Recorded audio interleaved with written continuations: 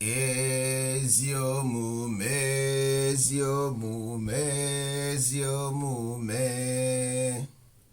yiri ezi omume dịka uwe gị ezuna ori gị agbana mụgha gị fụ nwanne gị n'anya nke kachasị ibe ya jiri ezi omume dịka uwe. Ụmụ ibe anyị ekene ụnụ, anyị si ka ọ dịrị na mmanụ ụbọchị nke tata. Anyị nwa bụ Iyon Business Consultant na-ekene ụnụ.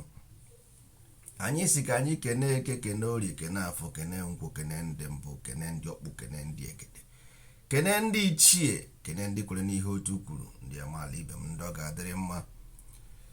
Ụmụ ibe dịka anyị si kwuo, anyị na-ewetara ụnụ Igbo Business Philosophy. Igbo Business Philosophy bụ the philosophical business method of Igbo people. Na mbụ in the beginning, the reason why there is no value in Igbo land is because there is no economic value. If you remove a value from a land, the land become useless. Na business na ịzụ ahịa, ịma na ndị be anyị na-azụ ahịa. The problem bụ anyị nwere mgbe anyị na-amụ ahịa, mgbe mbụ anyị na-amụ ahịa before anyị azụba ahịa. Kịta anyị anaghịzi amụ ahịa maka ya amaghị ihe bụ ahịa n'onwe ya. Ndị Igbo si n'ụwa bụ ahịa. Without Igbo business philosophy, onweghị mgbe ị ga-enwe any value in Igbo land, because all the economic value na-enye value na every land. The migration towards Igbo land will depend only in trade and commerce, because people migrate for greener pasture. Yanaghị eje ụnyaahụ eje. People migrate where they see future and opportunity. Simple. The reason why we are talking about Igbo business philosophy is because in Igbo business is about self-value. Self-value bụ economic value. Ọ bụrụ about oil and gas. No.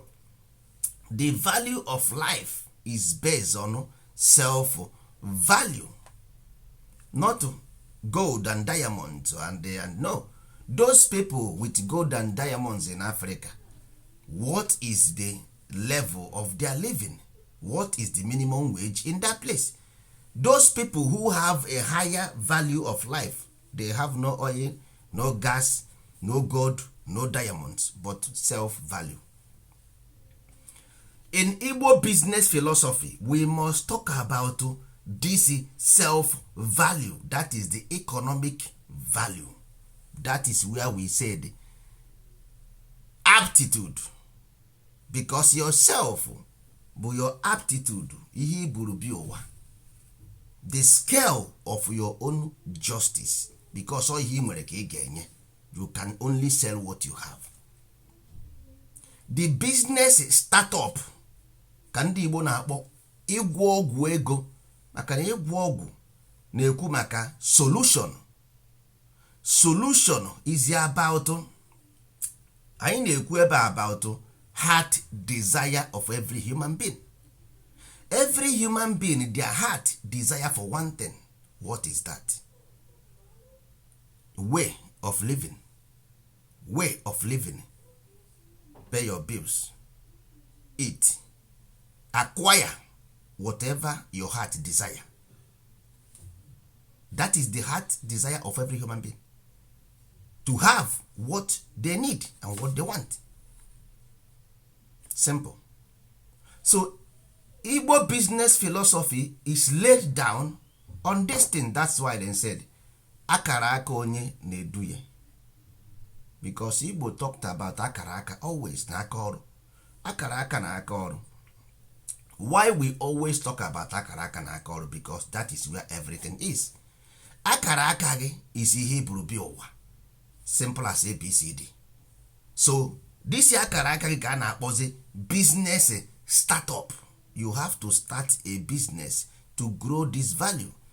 If you go into your business startup, almost the levels inside, because the context of your own existence must be the foundational business model. If you do a business model based on some people's philosophy, then you have it difficult, because ị mara ka ndị ahụ si kwadobe, a sị na ọ bụ nkụ dị na mba na-egere mba ndị. So every of your consumption or consumption must be depend on your own ability to produce what your own people need. Somebody must guide somebody here. Somebody must lead somebody here. Ndị Igbo sị na ọ bụ mmadụ bụ chi ibe ya. We must go back to basics. Our people is yelling for leadership.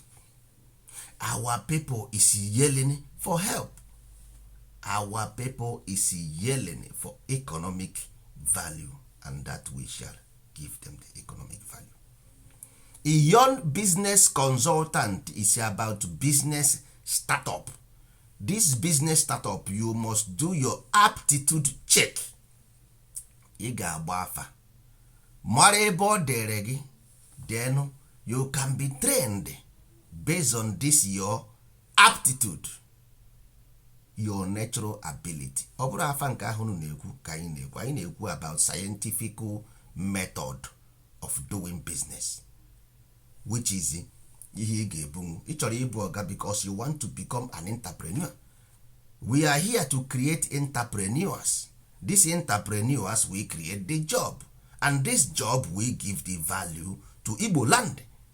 Our people will turn back to migrate back to Igbo land, because that is nature of human being.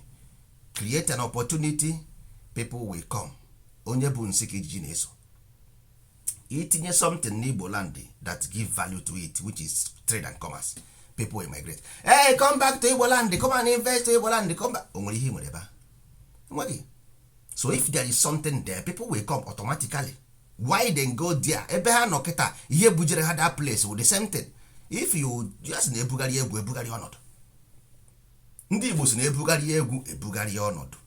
The only way forward to our people is to create value in this land so that people will turn back. You have everything in your land.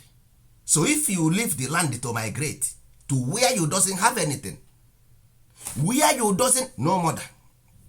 In Europe, you nweghị mama, you nweghị papa, you nweghị farmland, you nweghị house. You want to go and start afresh in your own land. At least you have land. At least you have house. In Lagos, you don't even have house. You don't have brother, you don't have sister. In Abuja, you don't have house, you don't have sister. The only place you have things is in your own father's land. But due to there is no value, no economic value, you were forced to leave. We promise you to bring this value back. Everybody in our land, if you doesn't have anything doing, call us. You will become a commercial. Through this commercial, every one single client you get, we promise to give you 10,000 naira, 10k for each client you have. Is an opportunity to help our people. If you don't have money, if you become the commercial, get a client, have 10,000. If you raise a 20 client, is 200,000 naira. We can write a business plan for you and train you based on skill development, so that you can become a management, communication and problem solving, because that is what is demanded in the marketplace. You got to go. So if you also have money, we can write a business plan for you to start a good business and triumph and succeed in the business world. If you want to open a company, we can also write a project plan for you so that your operation will become one of the best in Nigeria. That is what we promise. It's time to turn back. You turn. In Igbo land, you have everything you need to survive, everything you need to succeed. If you leave, you go and start afresh. Ya dịrị na mmụmụ ibe.